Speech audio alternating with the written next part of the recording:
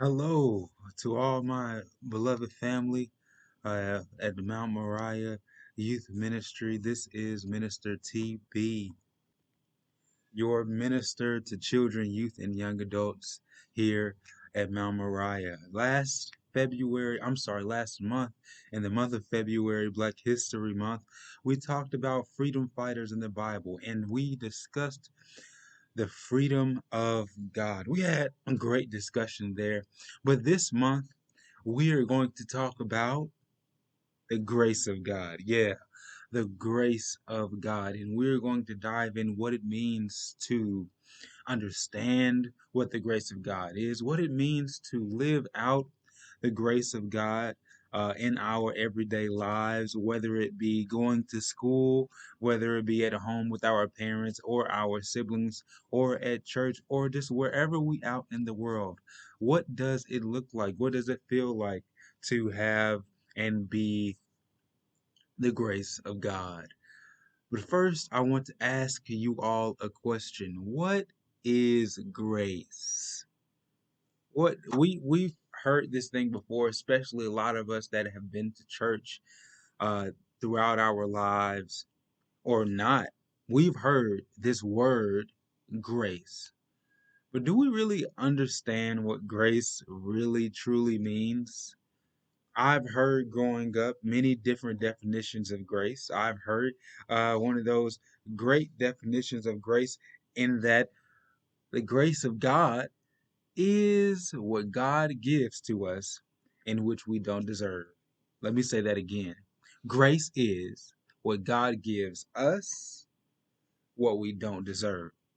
Meaning that if you get something that you did not expect or you knew you were not supposed to get, that you didn't do anything for, but you got it anyway, that's God's grace. But also, people say that God's grace is God's kindness. Yeah, I think so. When God is kind to us, He is gracious unto us. But I also think that God's grace to us is God's gift to us. Let's say that God's grace is God's gift. And I really think that the Apostle Paul, he's another writer in the Bible. He's someone that many people say has wrote almost 13 books in the New Testament. Paul, he writes in Second Corinthians chapter 12 at the ninth verse about grace. And he talks about this grace being a gift that never runs out. And I'm sure you guys have gotten a gift before that was a toy that got old and was not able to be used, or you got a gift that you don't use it ever again, or it's not good after a while. But Paul lets us know that the gift of grace is always good for us. Literally, Second Corinthians chapter 12, verse 9 says, "But he said to me, my grace," he's talking about God, God's grace. He says, "My grace is sufficient for you, for my power is made perfect in weakness."